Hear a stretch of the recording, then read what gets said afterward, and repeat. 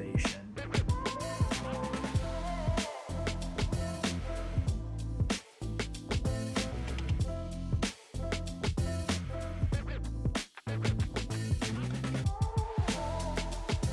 What is your motivation to get out of bed?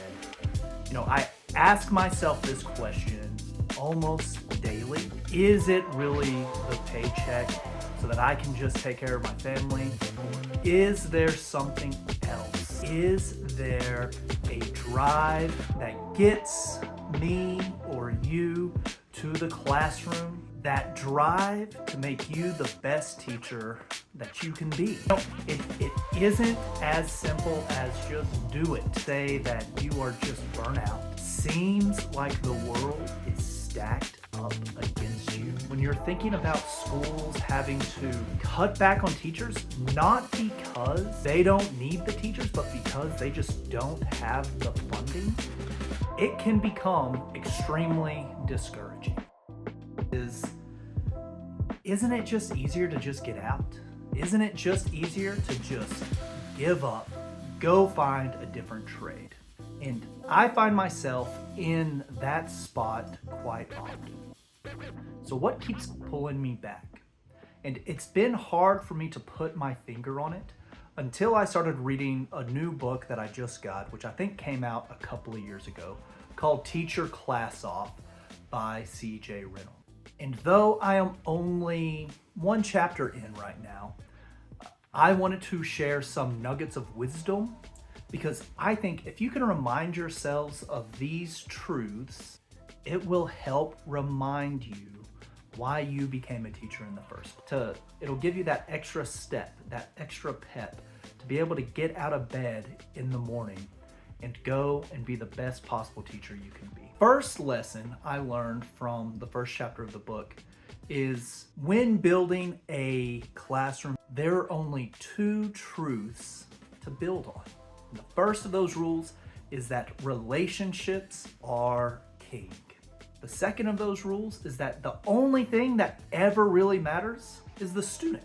And I wanted to start with these two concepts because I think it's very easy to get stuck on dealing with all the bureaucratic mess that teaching can bring. Or maybe your classroom seems like it's out of control. There seems like there's no way to get that thing back on track. You can focus on the relationships that you're building with students.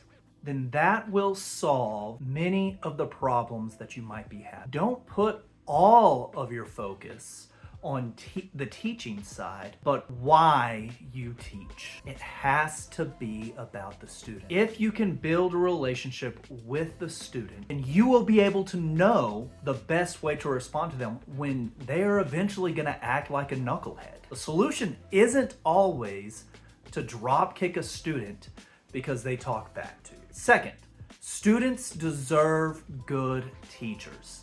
Maybe you are so burnt out that you don't feel like a good teacher, or maybe you're just overwhelmed because you are stuck teaching a subject you've never taught.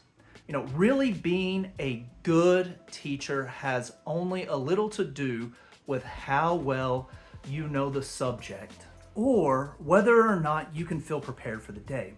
Maybe you have a student that you just can't stand. Every day is a battle, and you pray to yourself for just one day for him to be absent, to have some sort of dentist appointment.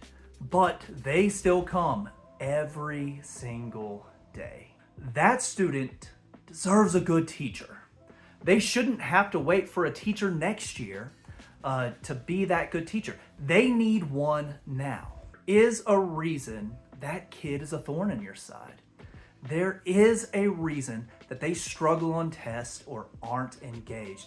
There's a reason why they want to go to the bathroom 5 minutes into the lesson. Part of being that good teacher maybe isn't how great they learned the concept that day, but that they learned something about themselves that will help them unlock their learning. All students are different, and helping your students decode themselves so they can gain insight into the parts of them that they don't even know about yet is a huge step in a direction of being the good teacher that they deserve. Finally, Mr. Reynolds talks about not being alone in our experiences. This is something I have found through my teaching at several different schools. Teachers teach kids.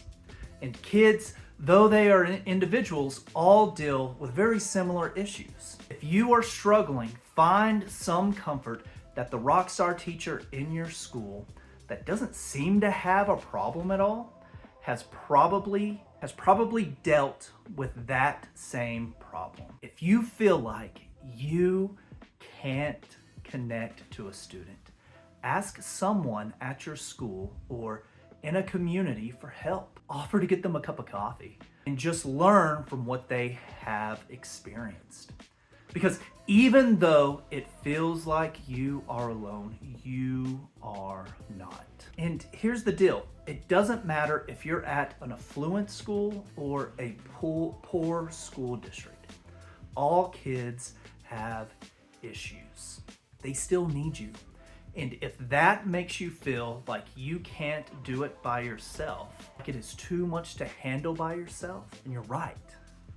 Reach out to someone that has been there. There are lots of great teacher books out there, and I'm excited to finish reading this book by Mr. Reynolds. So, what's a book about a teacher or a teacher book that has given you inspiration? Maybe convince you just show up one more day. Maybe there is a story of a student that once you got to know them, it unlocks something in their learning, made them a better student. Hey, I really appreciate you sticking with me through this whole video. I'm the Bearded Lobo. Please share this video if you felt like it was beneficial.